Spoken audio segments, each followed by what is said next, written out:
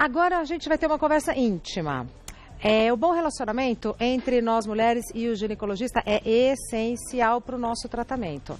Mas aqui a gente vai descobrir quais são as queixas mais comuns dentro de um consultório do ginecologista Dr. Eduardo Pellini. A gente não vai dar nome, a gente não vai falar nada, mas a gente vai saber o que tanto se pergunta, não é isso? Como está? Eu chamei o senhor de Eduardo? Tanto faz. O meu nome sempre, eu imaginei o que minha mãe pensou quando colocou esse nome, né? Eliano. Até que fiquei... Eliano. Até fiquei excitado quando você chamou de Eduardo. É Me mesmo? deu uma elevada. Olha, fico muito feliz com isso. Apesar do meu nome ser único. Mas o meu convívio com a tia tem provocado transformações em mim. Troca os nomes das pessoas. No meu caso foi ótimo. Então tá bom. Mas é Eliano. Eliano. Pellini. De onde eu tirei Eduardo, é um mistério. Me elevou, tá bem. Como é que é? Me elevou um pouco. Te elevou, então pronto. Existe uma queixa, entrando no nosso assunto, existe uma queixa que é assim, clássica nos consultórios ginecológicos, então, hoje, doutor Eliano? A proposta é nós falarmos de queixas que não são comuns. Porque, na verdade, vamos falar de queixas sexuais. Mas não é comum? É muito raro que a cliente venha especificamente para falar para o ginecologista de uma queixa sexual. Eu achei que fosse comum. A maioria das mulheres vem nos ver por secreções vaginais, dores menstruais, tensão pré-menstrual, menopausa, sintomas associados a infecções urinárias. Doutor. E durante a anamnese, durante a consulta, surge lá a possibilidade dela identificar se tem uma boa ligação comigo, identifica se eu sou alguém que estou disponível para aquela queixa, e aí sim surge a parte, doutor, posso fazer mais uma pergunta? E aí vem a queixa sexual.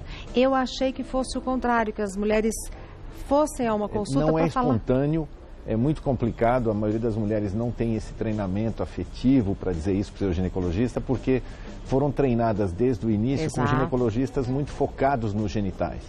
Então, a conversa com o ginecologista é muito rápida, focada na queixa, específica. Exame ginecológico, especular, Papa Nicolau e pronto. E a queixa sexual, ela exige tempo, exige um profissional treinado, exige esse processo de confiança e aí, evidente, vamos investir nessa queixa. Só que, toda vez que uma cliente vem e me faz uma queixa sexual, eu brincando, desculpe a brincadeira, cruzo os dedos. Por quê, doutor? Porque eu pergunto, a senhora tem alguma queixa sexual, quer falar sobre isso? Se ela disser não, a consulta termina e eu e ela saímos tranquilos. Mas se ela disser sim, a consulta vai levar mais 2 horas. Aí que começa a consulta, Aí começa, né? A consulta. O que são esses tópicos, doutor? Então, na verdade, eu elenquei quais são as queixas sexuais mais comuns que nós conseguimos extrair da cliente depois da queixa que ela trouxe original. E geralmente hoje, infelizmente, no universo feminino mundial e brasileiro principalmente, a gente tem essa primeira queixa que é não tenho desejo sexual, não tenho espontaneidade sexual, não pretendo mais fazer sexo com meu parceiro. Isso em qualquer idade? É mais comum após a menopausa, porque evidentemente o aparelho genital da mulher começa a se atrofiar, mas a gente tem visto essas queixas em jovens. Nas casadas ou nas solteiras? Muito mais nas casadas. Por que será, Porque, infelizmente, o processo sexual exige uma experimentação, um conhecimento, uma fantasia, que num casal usual com 6, 7 anos de união, infelizmente vai se desgastando.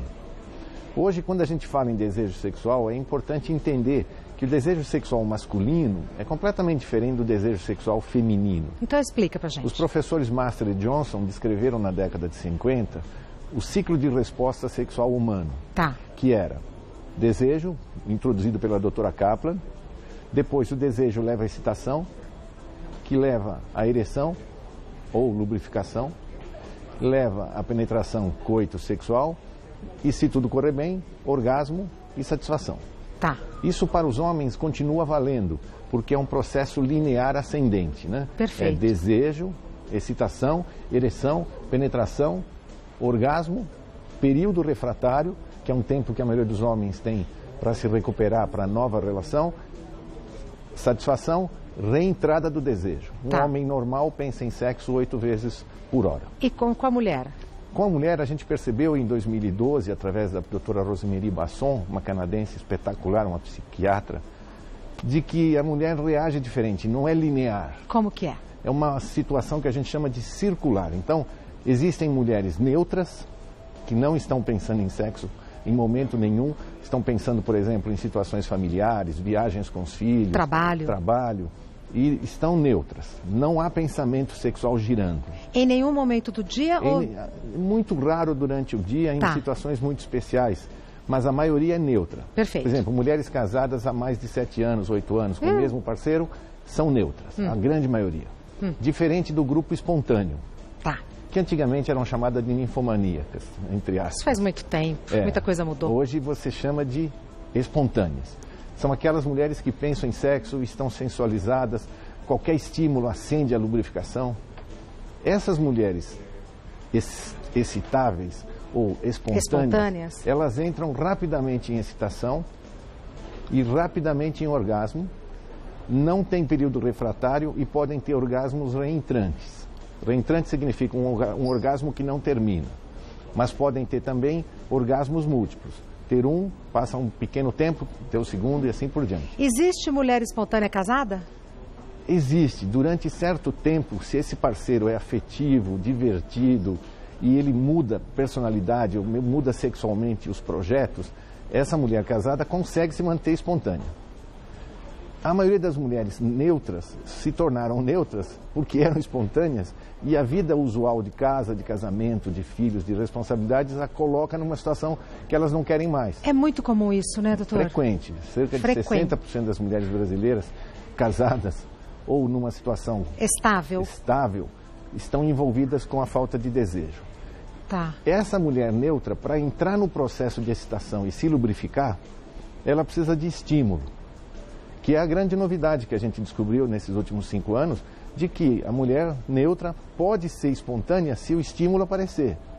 Então, se o parceiro fizer alguma coisa agradável durante o dia, se ele for gentil, se ele levar o filho na escola, coisas não sexuais... A gente não sabe, é isso. Essa senhora ou essa mulher se entra no grupo das receptivas. E as receptivas espontâneas entram no grupo das... excitadas. Não, a que não tem desejo, como que é? A que não tem desejo, ela tem desejo sexual hipoativo, ela se for estimulada, ela entra no grupo receptivo. Receptivo significa pegar no tranco. Quer dizer, eu não estou com vontade, não me enche o saco, mas ele falou alguma coisa interessante, ele me prometeu alguma coisa interessante, ele me levou para jantar, fez algum agrado. Um agrado. Aí mais variados. Cada uma tem um desejo. Por exemplo, ele levou o filho na escola. Pode ser um evento que se tornará que para ela faz sentido. Receptiva. Se ela tiver receptiva, ela pode se lubrificar.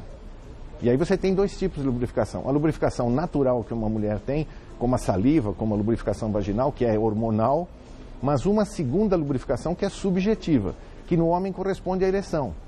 Na mulher corresponde à lubrificação. Essa lubrificação é importante, porque se ela não estiver receptiva, ela não aparece. Se ela estiver receptiva, saiu da neutralidade, molhou a vagina, opa, ela está disponível para o coito sexual. Ela pode ter um coito sexual sem dor, porque está lubrificada. Sim. E tem uma vagina elástica. Ela pode ter orgasmo. E o orgasmo feminino é extremamente interessante, porque ele é reentrante, ela não precisa de repouso entre um orgasmo e outro. Bom, vamos para as perguntas? Sim, então, por exemplo, falta de desejo sexual é a queixa mais importante. Sim. Chama-se desejo sexual hipoativo. Difícil de atender e difícil de tratar, porque está relacionado a toda a vida. Problemas econômicos, problemas emocionais, o uso de antidepressivos, queixas afetivas importantes, traições, complicações com filhos e, infelizmente, menopausa, que leva ao segundo fator mais comum no consultório, dor no ato sexual. Isso está associado a vaginas não receptivas, não lubrificadas, ou vaginas que sofreram traumas pós-parto, cirurgias, agressões. É muito comum fazer partos com episiotomias. Se elas não forem bem reconstruídas, a vagina sofre um processo de degradação. E a menopausa, infelizmente, a mulher mais velha não sabe disso, mas a vagina volta a ser infantil na menopausa. Em que sentido? Seca. Eu tenho clientes, por exemplo, que você fez o parto, mulheres com 4 filhos, e depois dos 60, 65 anos, sem nenhuma tensão hormonal, não passa mais um cotonete na vagina. Ela vem para fazer Papai Nicolau, a gente não consegue colocar o espéculo, porque a vagina simplesmente atrofiou. A gente chama isso hoje de síndrome geniturinária. Queixa de dor no ato sexual, vaginas não lubrificadas, menopausa, cirurgias, E a terceira queixa que entra no processo de frequência são mulheres que têm interesse sexual, não têm dor, se lubrificam, mas não conseguem ter orgasmo. Sim. Esse é um fenômeno de aprendizado. O orgasmo não é um presente da natureza para as mulheres. O orgasmo masculino ele é obrigatório, porque é ele que promove a ejaculação. Então, é um fenômeno reprodutivo automático. E com as mulheres? O orgasmo masculino é uma escravidão. Ele não tem como ter orgasmo sem ejacular. Na mulher, o orgasmo é um presente da natureza? Não. É uma conquista. Então, há mulheres que conseguiram descobrir como é que se faz. Poucos animais da natureza, do lado fêmea, têm orgasmos. A fêmea humana aprendeu. E, felizmente, as que aprenderam sabem como é que faz. Uhum. E, tendo uma boa relação com o parceiro, conseguem ensinar o parceiro como que elas querem. Uhum. A maioria das mulheres que não tem orgasmo nunca tentou ter sozinha. E, quando tenta, fica irritada. Porque tem que ter calma, tem que ter paciência, tem que se conhecer, tem que se olhar. Antes era uma certa falta de pudor, era despudorada, né? No Agora nosso que país, mudou. Principalmente, os meninos eram incentivados Isso. a se masturbar. E as meninas não. E as meninas eram contidas. Isso. Só que esse processo é natural. Muitas mães vêm com as meninas. Doutor, ela fica com a boneca no meio das perninhas, se mexendo. Isso é normal. Só que não pode fazer na frente da vovó, que vai ficar enciumada. Não, é um momento íntimo, né? Lógico. Isso que a gente tem que ensinar, As mães têm que ensinar que as meninas se masturbar é um processo incrivelmente bom, porque serão mulheres com menos disfunções sexuais. Não sei se você viu o filme que ganhou o Oscar, que chama A Forma da Água. Vi. É fascinante. Guillermo del Toro fez ali uma coisa incrível. Uma das primeiras cenas, essa moça que é fascinada por água, ela entra na banheira e se masturba todo dia às 11 da noite. E tão delicada a cena, né? Muito bem montada. Tão delicado, de bom gosto. Você fica chocado, porque a cena começa com ela se masturbando. O filme começa. Mas depois ele resolve no final, porque ela se apaixona pela criatura. Isso. Mas não vamos contar o final, doutor. Tem gente que gosta de spoiler. Não, mas não vai contar. Não vamos contar? Tá bom. Mas ela transa com a criatura. Doutor, contou tudo. O importante é saber como que ela faz isso. Né?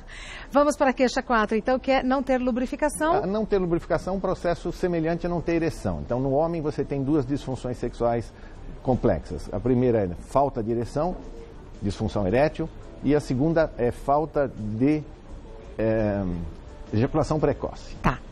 Na mulher, você não ter lubrificação corresponde a não ter ereção. Tá. E essa lubrificação ou é subjetiva, o ato sexual não produziu, ou ela não tem porque falta hormônio e a vagina secou. Tá. Me chama a atenção o quinto, ter cólicas durante o orgasmo. Então essa é uma queixa muito rara, mas muito frequente quando você investiga. Tem mulheres que a sensação orgásmica não é uma coisa conhecida. A maioria das meninas e mulheres que têm orgasmos não teve. Elas chegam até um ponto em que deveriam se soltar para chegar no orgasmo e elas pedem para parar. É muito comum você ter mulheres que o parceiro está estimulando, ela pede para ele parar. Pô, não, porque ela não está suportando, estou tendo cólica, estou tendo dor. E ela não teve capacidade ainda de se soltar para ter orgasmo. Então, muitas mulheres tensas, muito ansiosas, muito perfeccionistas... Interrompem o processo. Elas acham que estão gozando e, na verdade, elas bloqueiam de medo de se soltar. Tanto que o orgasmo, ele exige confiança. Ele exige você estar num ambiente seguro. E ele exige que você se conheça. Uhum. Muitas mulheres não querem. E eu tive uma cliente muito interessante que tinha orgasmos, chegava a concluir o ato sexual e tinha cólicas que duravam 2 dias. E ninguém sabia o que ela tinha. Investigando com mais cuidado, ultrassonograficamente falando, identificou-se um mioma pediculado na parede. Os miomas estão colados na parede ou dentro da parede. Esse estava na superfície com um pedículo. E toda vez que ela tinha relações, o mioma girava sobre si próprio, fazia uma torção. E ela tinha cólica até ele distorcer. Olha só. E ela não queria ter relações nem orgasmo por causa da disso. Dor. Vamos então para as perguntas. Vamos terminar os 10? Então vamos lá. Itens. Vamos lá. O 6º item são mulheres que após as relações apresentam queixas de cistite, infecção urinária. O ânus e a vagina são muito próximos. Às vezes, durante o ato sexual, bactérias que estão no intestino vão para a vagina e se a defesa dessa cliente estiver muito baixa, essa bactéria entra na bexiga. Há clientes que têm cistites de repetição associadas a férias, a viagens, a ato sexual mais frequente. Nem se usar preservativo?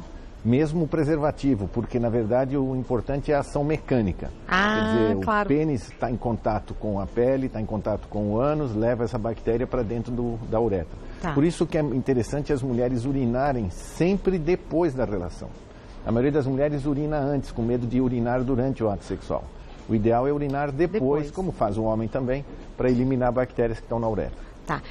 Ter odor forte após as relações. Essa é uma queixa muito frequente. Existe uma bactéria chamada Gardnerella, ou Trichomonas vaginalis, que é um protozoário, que quando entra em contato com o esperma, porque o pH aumenta, ele produz gás, produz um odor forte a peixe.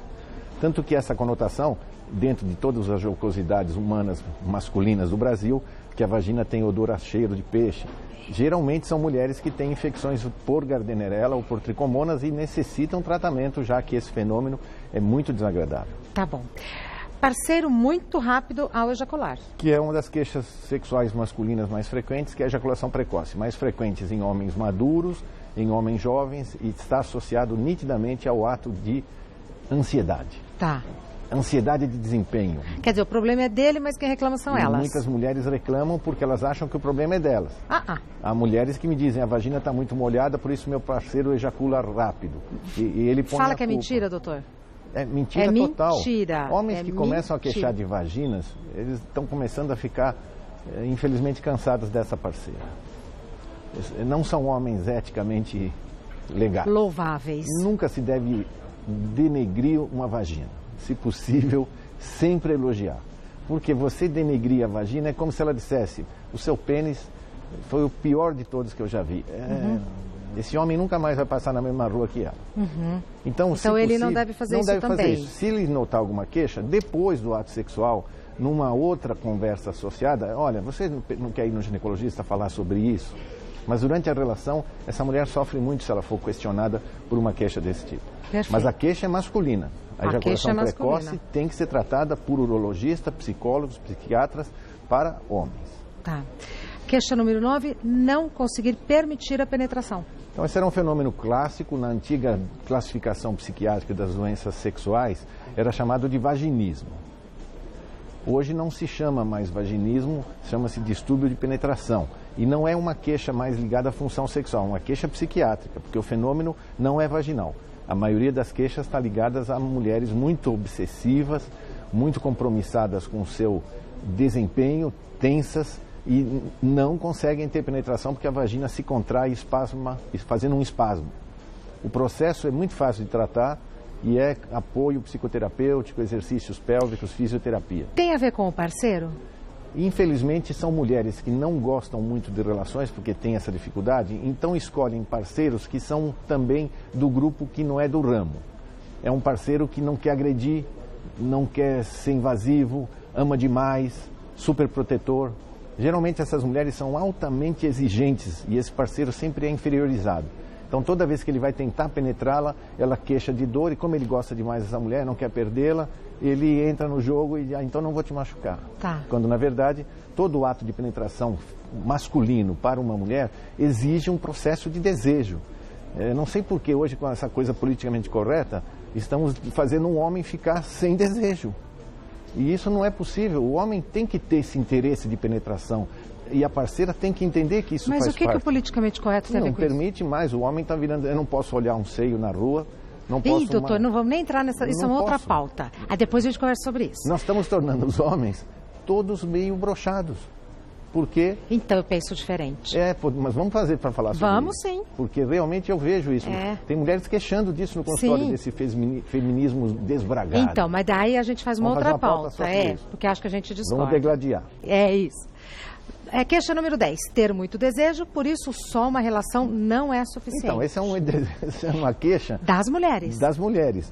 Que tem parceiros, às vezes, que não são capazes de completar todo o processo sexual. Então, são mulheres que gostariam de ter mais relações por semana, gostariam de ter uma relação mais duradoura e, infelizmente, são vistas como mulheres espontâneas demais. Quando, na verdade, se o parceiro tiver uma parceira dessa, ele deve agradecer aos céus, porque são raras.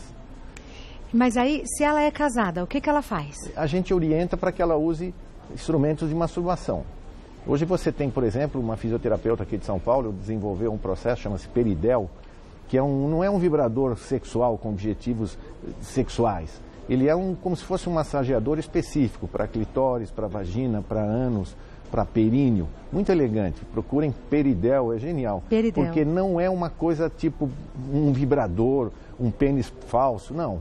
Essa mulher não deve usar esses artifícios, vai se sentir inferiorizada. Sim. Ela deve usar um massageador, como se ela tivesse uma dor nas costas. Ela usa especificamente. Tem clientes, por exemplo, que têm orgasmos em situações inusitadas.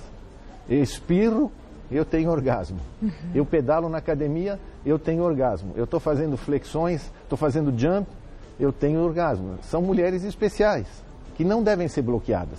Devem ser organizadas para não cansar demais o parceiro, que não tem a mesma dinâmica. Tá.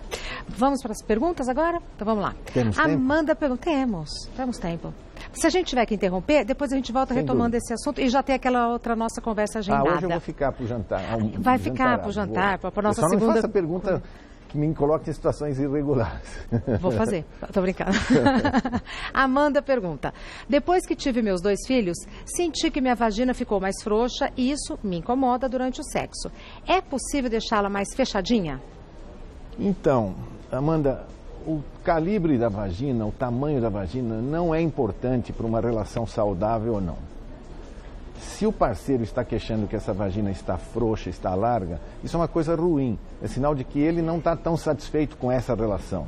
Agora, se ela sente que a vagina ficou mais flácida pós-parto, perde urina ao esforço, ao tossir, ao espirrar, muito provavelmente houve alguma lesão da musculatura no parto. Uhum. E aí vai ser necessário uma reconstrução cirúrgica se ela tiver um prolapso, se ela tiver uma cistocele. Os mais simples fenômenos onde a vagina não está relaxada, mas sim a cliente acha que está, são exercícios pélvicos. Fisioterapia especializada para reforçar essa musculatura. Não pompoarismo, que muitas mulheres não querem esse projeto sexual. Sim, fisioterapia de assoalho pélvico. Ótimo. Próxima pergunta foi enviada pela Luísa. Após o sexo, sempre sinto uma dor leve no ouvido e ele fica tampado por alguns minutos. Esse tipo de sintoma é comum após a relação? Bom, Luísa, você é uma mulher que tem um orgasmo diferente. Isso deve te deixar louvada, primeiro. Todo o processo de congestão sexual faz com que você tenha sangue nas extremidades. Então, a excitação sexual leva sangue para as mãos, para os dedos, para o nariz, para as orelhas, para a vagina, para o pênis. Porque são esses órgãos que vão fazer sexo. Uhum. Então, é evidente que durante a relação você recebe sangue nos seus ouvidos para ouvir melhor, para cheirar melhor. Sexo é feito com os 5 sentidos. É evidente que você produz mais líquido nesses locais. Tanto que se você tiver um homem que toma Viagra ou Cialis, ele tem congestão no ouvido também. Essa congestão é saudável, é sinal de que você está levando sangue para os órgãos que vão fazer sexo. Quando você tem orgasmo, às vezes você não completou esse orgasmo como a gente estava falando. E esse sangue fica represado. E fica alguns minutos, alguns dias represado nesses locais. Tem clientes que têm relações, excitam a vagina, não tendo orgasmos, elas fazem congestões pélvicas, varizes pélvicas, de tanto sangue que se acumula. O orgasmo feminino é como se fosse uma represa que vai acumulando líquido, sangue, e de repente essa represa rompe. É esse alívio dessa rotura da represa que dá o orgasmo. Essa dor leve no ouvido, ok, pode estar associada, só que vale a pena fazer um exame oftalmológico. Às vezes você tem uma doença chamada os ciclos do seu ouvido, osteoartroses, são importantes para investigar. Perfeito. Próxima pergunta foi enviada pela Suzana. Às vezes, após a relação, tem um pouco de sangramento, mas não há dor. Posso estar com algum machucado no útero ou isso pode ter relação com o anticoncepcional que tomo? Bom, Suzana, essa é uma queixa importante, você tem que ir no ginecologista, é evidente. Não é ideal, não é normal ter sangramentos durante o ato sexual. Sangramento exige atenção. As 2 queixas que você está citando são reais. Eu posso estar tomando pílula, a minha pílula deixa o endométrio muito fino e durante a relação o endométrio se movimenta e eu posso ter um pequeno sangramento. Chama-se mancha, escape ou spotting. Fenômeno simples, mas que tem que ser investigado. O mais comum é a outra queixa que você citou. Pequenas lesões no colo do útero chamadas ectopias. É como se fossem aftas, que infelizmente são frequentes em mulheres que tiveram partos, o útero se abriu e não fechou direito. A própria pílula pode, em dose alta, fazer essas ectopias. O nome é feridinha no útero. Durante o ato sexual, pode tocar e sangrar. E, infelizmente, você pode estar tendo alguma situação em que o útero está muito aumentado. Miomas, pólipos, adenomiose, endometriose. Infelizmente, sangramento na relação exige exame ginecológico. Perfeito. Próxima pergunta enviada pela Adriana. Às vezes, depois da relação, sinto dor de barriga. O que será que é? Bom, da mesma forma que você teve congestão nasal e teve congestão nos ouvidos, você tem parada do intestino. É evidente que durante o processo sexual, todo o componente corporal está voltado para aquele interesse. E o intestino entra em ilho, ele para. Depois ele volta a funcionar novamente. E muito provavelmente, se for uma cólica intestinal, é porque essa senhora talvez tenha muito gás. E esse intestino que está parado, está retornando com gás, causa desconforto. Mas também exige exame ginecológico. Lembra do caso que nós falamos, que tinha um mioma pediculado? Sim. Ela precisa fazer um ultrassom abdominal, investigar, toque ginecológico. Mas provavelmente é um fenômeno benigno, sem grande repercussão. Tá.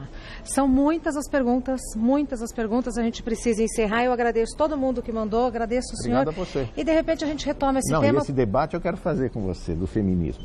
Mas por que o senhor está despedindo ainda? Calma, ainda vou falar. Você vai falar? Ainda vou falar, Dr. Eliano Pellini é ginecologista e chefe do setor de saúde e medicina sexual da Faculdade de Medicina do ABC. O telefone dele é 11 50 52 1409. 11 50 52 1409. Então, nós temos 3 compromissos. Tá, você vai me chamar de Eliano em vez de Eduardo, é o primeiro. Ah, não, então são 4. 4. O segundo... Chamar pelo nome correto, que é Eliano. Segundo é a mesa. Que eu vou participar hoje à tarde. Agora. Depois, retomar essa pauta. Essa de sexualidade? Essa de sexualidade, porque são muitas perguntas que ainda faltam e a gente gosta de responder. E vamos falar sobre aquilo que os homens estão ficando muito... Qual é a palavra que o senhor usou? Eu usei broxado. A palavra estão ficando assim? Fragilizados pelo poder feminino. Quer dizer, eles ficam assim e a culpa é nossa. A gente volta nesse assunto. Vamos voltar isso. Até daqui a pouco, então, na mesa. Até já.